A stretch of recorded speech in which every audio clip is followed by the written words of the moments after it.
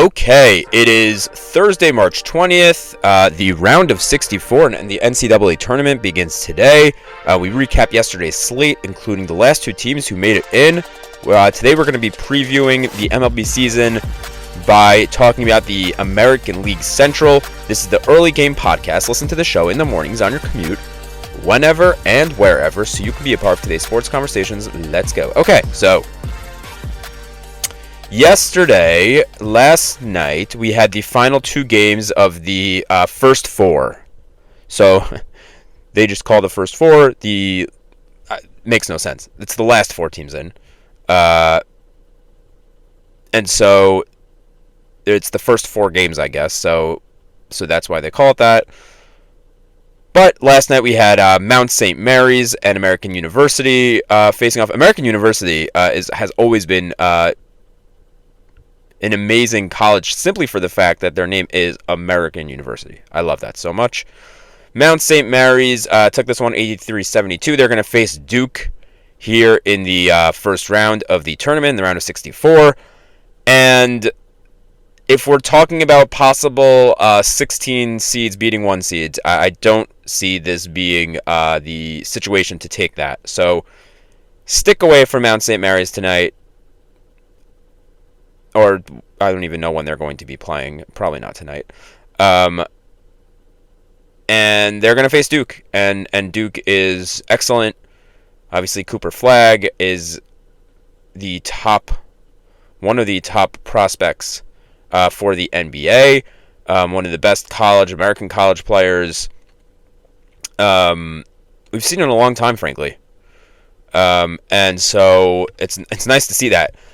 You know, Cooper Flagg, just to speak about this for a second, look at all of the top picks in the draft in the last couple of years. The international play has been so good that the top players have all been international.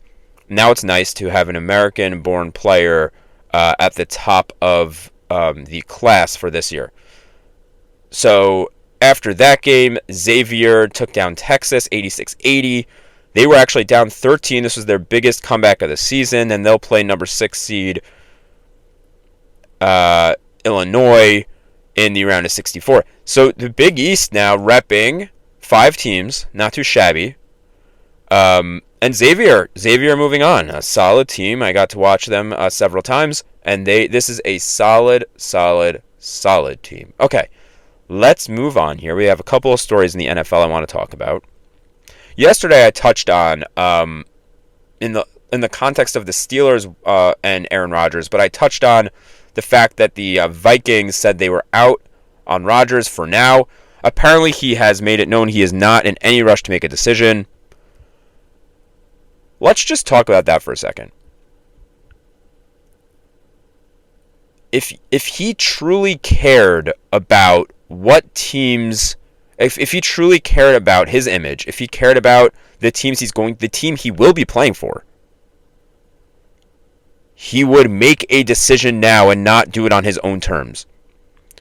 So the Steelers and the Giants now have to play a waiting game, trying to figure out if Rodgers is going to go to them. And again, this is a major red flag from Aaron Rodgers. If you want to try to think that he changed from his time with the Jets, it doesn't seem that way because it's all about him. I understand this is a big decision. You're contemplating retirement. You're trying to figure out where you're going to finish off your career potentially. But the season ended already a month and a half ago. You had plenty of time to figure this out. And for you, the season ended 3.5 months ago. Are you kidding me? You can't come up with a decision? Don't you want the team you play for to be in a good position? Isn't the lesson learned from your time with the Jets that you want to show up and play, show up and be a good teammate? And clearly he did not learn that lesson. And so here we are with the first kind of indicator that Rodgers has not changed since his time with the Jets. there were reports coming out yesterday about, what's life going to look like after the NFL for Aaron Rodgers. And they were saying how none of these networks want to sign him to be a commentator on their network. Nobody's interested. Nobody wants to work with him. And the reason why is because he seemingly cares mostly about himself. And so if the Steelers or the Giants had any sort of notion that this was going to be team first coming from this player, from Aaron Rodgers, this should be indicating to them that they were wrong. That they were wrong. Dead wrong. We will see. We will see what happens. And I mentioned this yesterday, but I do think that the only coach who could kind of keep Rodgers in check here is Tomlin. Although I think that the Giants are much more desperate for Aaron Rodgers' services, I actually do think when push comes to shove, the fit is better with the Steelers. Simply because Tomlin can keep him in check. And this kind of shifted my mindset a little bit from that end. Because I think more than ever, more than I have this offseason, I think he needs someone like Mike Tomlin. I didn't really account for that before this kind of rubbed me the wrong way. Okay. Let's move on here to another story in the NFL. Comes from one of my former top players for the Buffalo Bills, and that is Stefon Diggs. Reports came out yesterday that he is going to be visiting with the New England Patriots. This is a perfect fit for me as a Bills fan. Diggs is at that point in his career where he cares way too much about himself, does not care about team. We're talking about back-to-back players that make everything about themselves. Rodgers and Stefon Diggs. The reason why Stefon Diggs should have continued working in Buffalo. The reason why it didn't is because Josh Allen realized he is much more without Stefon. He does not need Stefon Diggs at all. At all.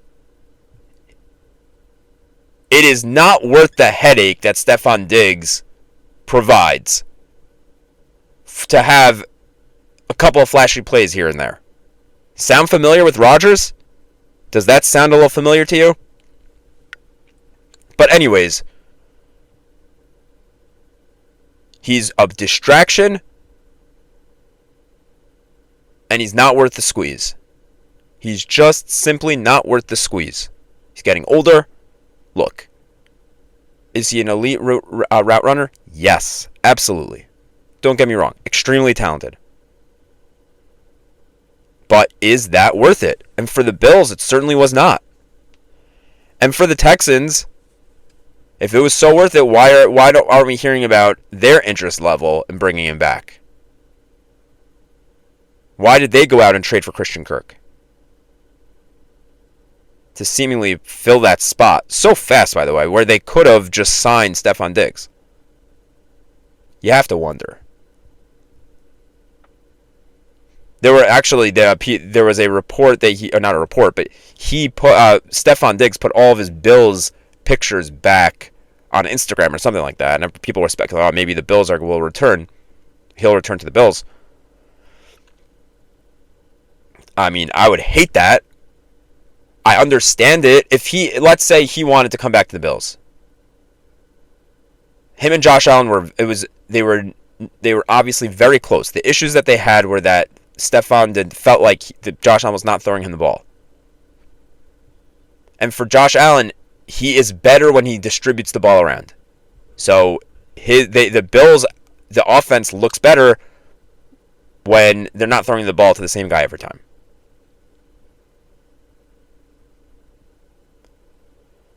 So we'll see what happens here. I would love for him to be with New England. I would love to see him twice a year, and I would love to shut him down. And frankly, let's talk about from an X's and O's standpoint, even though this is not an X's and O's podcast. If we're talking about Drake May and having weapons, this is what you want to do, right? You want to add a guy like Diggs. You want to add a top talented receiver like Diggs. That's exactly, if you want to follow the script that the Bills did for Josh Allen, add Diggs for Drake May. Simple as that. Okay, let's move on here. We actually have a hockey story today. So this show, we were all over Four Nations a couple weeks ago, and now they're discussing what's going to happen next year. So next year are the Olympics, the 2026 Olympics, and the NHL players will be participating. There's going to be a break for the Olympics, but the NHL still plans on having an all-star event, and it actually happens to be just about 20 minutes from where I am right now in Queens. It's going to be at UBS. The Islanders are supposed to be hosting, but now the league reportedly, according to Elliot Friedman, is meeting about how they're going to put this event on. The players are going to be leaving straight from the All-Star game from New York. The players will be in the building. So the question here is simple. They can't do Four Nations, again, because they're going to, the international play is happening the several days later for the Olympics. They don't necessarily want to go back to the original format of an all-star of a formal all-star game. So what are they going to do to follow up Four Nations? My own 2 cents. Bite the bullet. Go back to the old all-star game. It is what it is. You're in New York trying to make it fun. And just the next time you don't have a year of international play, you go back to the Four Nations. Simple as that. Bite the bullet, go back to the original format, and figure out how you will do this moving forward when you have the Olympics every 4 years. Okay, let's move on here. So, well, you've all been waiting for the American League Central preview portion of our full recap full preview leading into the Major League Baseball season, which starts next Thursday. Boy, I cannot wait for baseball season to start. I cannot wait. And luckily, we are talking about possibly the most interesting division in baseball. Now, this division is so fascinating to me. There is such a cool dynamic in this division. And that is, you had 3 of the 4 teams in the divisional round last year were from this division. 3 of the 4 teams in this round. I mean, it's crazy considering the talent level in this division. And now you'll attribute that to the fact that the White Sox lost 121 games, and the other teams were able to feast on the White Sox. And then they all were able to make it in, and then they were able to win in the wild card series. There you go. That's how they did it. Now, coming into the offseason, I thought for a lot of these teams, well, they can make adds, especially the Tigers. I think the Tigers were the one team that I thought could be making significant additions, and they did. We'll get to that in a second. But just from a general perspective, basically none of these teams added anyone significant. I think there's probably one player in the whole division that I would consider to be majorly significant, maybe 2. We'll get to that. But with our preview, we begin with the Chicago White Sox. And this is the team that went 41-121 last season, breaking the all-time loss record. And boy, this team is not going to be turning it around. They should be able to win some more games, but if we're going to set the baseline at whether they will lose or like what's the over under on their loss total, I think it should be probably around like 105. I would put it. I would probably take the over. And so, in terms of their lineup, batting first is Chase Madroth. He's their shortstop. Josh Rojas is their second baseman, batting second. This is the projected lineup according to MLB.com. Luis Robert Jr. Is the center fielder, batting third. Batting fourth is Andrew Vaughn, first base. Batting fifth, Miguel Vargas, batting at third base. Batting sixth, Mike Tauchman in right field. Batting seventh is Lennon Sosa at DH. Then Corey Lee bats eighth at catcher, and batting ninth, Michael A. Taylor at left field. Now, I want to say one thing. This lineup, it's not as awful as I initially thought. Robert should be able to bounce back. Andrew Vaughn, in theory, should be solid. Miguel Vargas should be solid. Tauchman should be solid. So I definitely see how they could, improve from last year. I think the biggest addition that they had, and I think that the biggest reason for hope for White Sox fans is Will Venable as their manager. Will Venable, when the Mets were searching for their next manager, that was a guy I had circled. I wanted Will Venable. He is highly regarded in the baseball circle. And so, if we're talking about a guy who can turn this team around, I think Will Venable is the right guy. And in terms of their rotation, frankly, I had heard of one pitcher in this rotation before I looked at it. So Jonathan Cannon is their number one. Davis Martin is their number two. Martin Perez, who I've heard of, is their number three. Sean Burke is their four, and Shane Smith is their five. And so again, this team will finish in last place. They flat out will. They will probably lose less games, but they will still lose a ton. Okay, let's move on here to the next team in our preview, and that is the Minnesota Twins. And the theme of this division is if every other team is not going to add, we're not going to add. And so we have another team here who basically made no additions to their team. Their lineup looks like this: Matt Wallner batting leadoff in right field, Carlos Correa at shortstop, Byron Buxton center field, Trevor Larnach in left field batting fourth, Jose Miranda at DH batting fifth, Brooks Lee at third base batting sixth, Will Castro at second base batting seventh, Ty France at first base batting eighth, and Ryan Jeffers at catcher batting ninth. And look,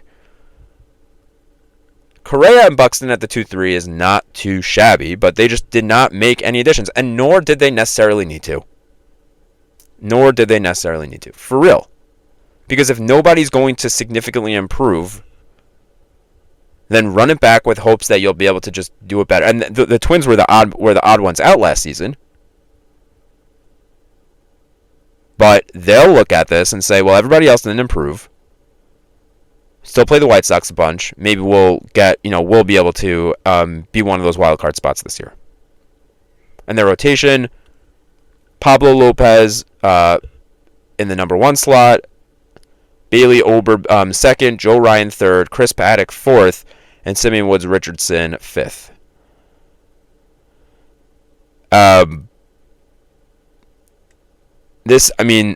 Look, when Chris Paddock and Simeon Woods Richardson are your 4 and 5, I'm not so sure how productive they can be, but we'll see. We will see what this group is able to do. They're running back essentially the same group as last year, so we will see if they're able to improve on what they were last year. We'll move on to the Tigers. This is a team I'm excited about. I'm upset that they were unable to add Bregman. There was an interview yesterday where he basically hinted that he thought he was going to be with the Tigers. They were unable to add Bregman, but I think that overall they made some nice additions to their team. They made the most significant additions, probably, in the division. So the lineup looks like this: Juancil Perez, center field, batting leadoff. Gleyber Torres, their big lineup addition, batting second. Let's just pause for that for a second here. Gleyber Torres' ceiling is tremendously high. They have him playing second base, more of his natural position. He is sort of a liability in the field, not the best defensive player, but his bat could provide so much pop. It's so worth it for them, and it's such a underratedly nice move for the Tigers to have someone in the lineup like that. Gleyber Torres, I think, is going to be spectacular for them. I think I think Gleyber to the Tigers was one of the most underrated moves of this baseball offseason. Batting third, they have Riley Green in left field. He's obviously been great. Kerry Carpenter at DH, batting fourth. Cole Keith at first base, batting fifth. Andy Ibanez batting sixth at third base. Justin Henry Malloy in right field, batting seventh. Javi Baez, my old friend. The shortstop batting eighth, and Jake Rodgers, the catcher, batting ninth. And so, look, this is a team that is going to be reliant on their pitching, reliant on their starting pitching and their relief pitching, as they were last year. And so they improved the lineup. They certainly improved the lineup by adding Gleyber. No doubt about it. But I think that they did the right thing by running essentially the same formula as last year. They're running it back this year. Maybe they add a bat at the deadline. I would love that for them, to add a bat at the deadline. I'd love to see them back in the playoffs. The rotation, though, is what is their strong point, right? And the biggest free agent to sign in this division was Jack Flaherty. So it's Tariq Skubal, the reigning Cy Young winner, their ace. Then Jack Flaherty 2, Reese Olson 3, Jackson Jobe 4, and Casey Mize 5.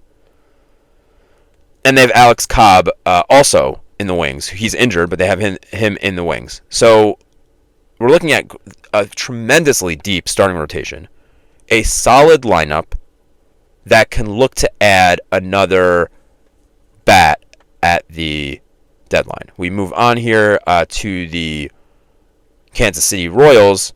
They also improved, not super significantly. I would say this is the third most significant move, and it's the top of their lineup. Jonathan India, they added from the Reds. It's a nice move. Extends your lineup. Simple as that. So he in this projected lineup bats first. Bobby Witt Jr. bats second. Vinny Pasquantino bats third at first base. Sal Perez, who I love, is their catcher. He's projected as their fourth. MJ Melendez batting fifth in left field. Hunter Renfroe in right field batting sixth. Michael Massey, their DH, batting seventh. Michael Garcia, third base, batting eighth. And Kyle Isbell in center field. I love this. I love the Royals team. But again, this is another team that is reliant on their pitching. So Cole Reagans is supposed to be their opening day starter. Then Seth Lugo, who obviously was excellent last year. Michael Wacha, who is also solid, is their number 3. Michael Lorenzen, number 4, and Chris Bubik as their 5th spot in the rotation. And again, this is a team with great starting pitching. As long as Lugo can find some sort of replication of what he did last year, but this is a team that is going to be relying on their starting pitching. And then we top it all off with the division winner from last year, the Cleveland Guardians, who, as I said, the theme of this division is running it back. They traded away Josh Naylor. They signed Carlos Santana, and that was pretty much what they did for their lineup. So Stephen Kwan bats leadoff, playing left field. Jose Ramirez at third base, batting second. Kyle Manzardo, DH, batting third. Carlos Santana, their offseason, they brought him back from a couple of years ago, batting fourth. Lane Thomas in center field, he bats fifth. Will Brennan in right field, batting sixth. Bo Naylor, the catcher, batting seventh. Gabriel Arias at second base, batting eighth, and Brian Rocchio at shortstop, batting ninth. Rocchio looked really good last playoff. And we know exactly the Cleveland Guardians have established their own brand of being a top overperformer. They've somewhat transitioned into what the Rays were for so many years, and still kind of are. And again, this is a team that will be reliant on their starting pitching. Simple as that. They're Tanner Bibby, they're number 1. Luis Ortiz is their number 2. Gavin Williams, their number 3. Ben Lively, their number 4. And Tristan McKenzie, their number 5. This division, the teams are built similar to one another. On pitching, they're going to scratch out runs. There's going to be this is not going to be back page news what goes on in this division. But come playoff time, you're talking about teams you're talking about teams who can figure out how to go far with a lot of good pitching. I think that it's really anyone's division, right? It really, truly is anyone's division. The Guardians always seem to figure it out, so I will take the Guardians to win the division again. But I think that there are 4 teams in this division who could truly, truly, truly make a play here to win the division, and we could see another situation where 3 teams from this division are making the playoffs. Okay, that's a show. Make sure you like, comment, subscribe on YouTube, follow on X, follow on Spotify. This is the Early Game Podcast. Have a wonderful day.